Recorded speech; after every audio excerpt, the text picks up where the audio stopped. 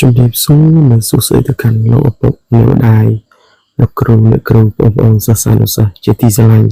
អញ្ចឹងថ្ងៃនេះខ្ញុំមកបង្ហាញទាក់ទងនឹងការបង្កើតក្រុមនៅក្នុងឆាតវិញម្ដងថ្ងៃមុនខ្ញុំបានបង្ហាញទាក់ទងនឹងការបង្កើតក្រុមនៅក្នុង Telegram អញ្ចឹងថ្ងៃនេះខ្ញុំមកបង្ហាញពីការបង្កើតក្រុមនៅក្នុងMessenger ឬក៏ឆាតជាដំបូងយើងចូលទៅកម្មវិធី Messenger ជាងបើសិនបើយើងអត់មានកម្មវិធី Messenger ទេយើងអាចចូលទៅ download នៅក្នុង Play Store ឬក៏ App Store តាមប្រភេទទូរស័ព្ទដៃបើទូរស័ព្ទដៃយើងជា Android ពពួក Samsung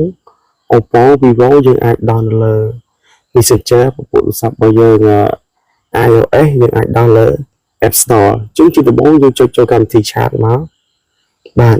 បន្ទាប់ពីចុចចូលកម្មវិធី Chat ហើយវាបានបង្ហាញផ្ទាំងបែបនេះជាងយើងមើលខាងលើណាគេដូចរូប Facebook ហ្នឹងយើងចុចឲ្យកន្លែងទៅនឹងមកដូចខ្ញុំបានបង្ហាញមកចុចមកបាទបន្ទាប់ពីយើងចុចហើយយើងមើលមកខាងក្រោមឃើញពាក្យថា Group Chat បាទឃើញពាក្យថា Group Chat យើងចុចលើពាក្យថា Group Chat មក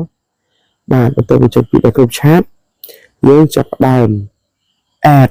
គ្នាចូល2ទៅ3នាក់សិនមកដើម្បីបង្កើតក្រុមណាជាងខ្ញុំចាប់ផ្ដើម search ឈ្មោះណាឈ្មោះដើម្បីបង្កើតក្រុមសិនបាទឈ្មោះ search ឈ្មោះសិនបាទចឹងខ្ញុំឃើញ search ឈ្មោះហើយចឹងខ្ញុំចុចលើនេះណាកន្លែងពណ៌នេះកន្លែងវងមូលមកបាទចុចចូលហើយបន្ទាប់មកទៀតខ្ញុំធ្វើការដាក់ឈ្មោះគេថាកន្លែងខាងលើនេះខាងលើ group name នេះដាក់ឈ្មោះមកជាងដាក់គឺថាថ្នាក់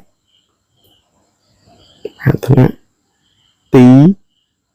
បាទដាក់ថ្នាក់ទី5បាទបន្ទាប់មកទៀតយើងចុចពាក្យថា create នេះឃើញពាក្យ create អត់បងប្អូនបាទជាងចុចពាក្យថា create ណាអញ្ចឹងកន្លែងនេះគេតម្រូវឲ្យយើង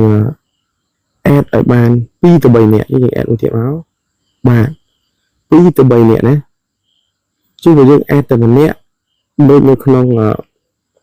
Telegram អត់បានទេជាងក្នុង group chat យើង add 2ទៅ3នាក់សិនបានយើងឲ្យយើងបង្កើត group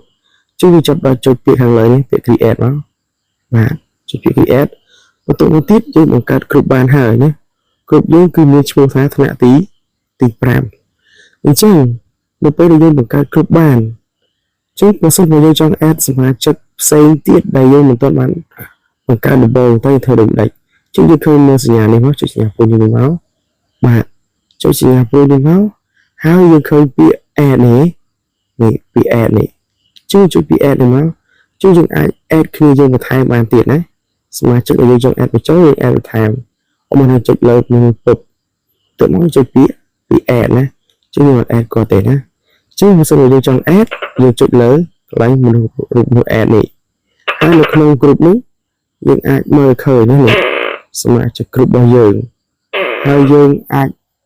invite គាត់តាម link យើងចុចបើកត្រង់នេះមកនេះ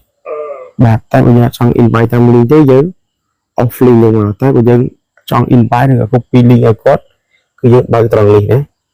បាទដូចបានបង្ហាញអញ្ចឹងមួយទៀតយើងអាចឃើញ member របស់យើងនៅក្នុងកន្លែងនេះបាទហើយនៅក្នុង group ថាប្រយោជន៍នៅក្នុង group chat ទី1ឲ្យយើងងាយស្រួលទំនាក់ទំនងការងារជាពិសេសនៅពេលដែលយើងបង្រៀនថ្នាក់ទូតពួកគាត់ភាគច្រើនគាត់ប្រើតែ chat ឬក៏ messenger នឹងឯងភាគច្រើនក៏អត់សូវមាន telegram ទេអញ្ចឹងការបង្កើត group chat នៅក្នុង messenger មានតែប៉ុណ្្នឹងឯងជួបមានចំណុចខ្វះខាតឬក៏លើសនោះមិនសមប្រកបក៏សូមកាន់តែអភ័យទោសអញ្ចឹងអរគុណច្រើនជួបគ្នានៅវីដេអូក្រោយ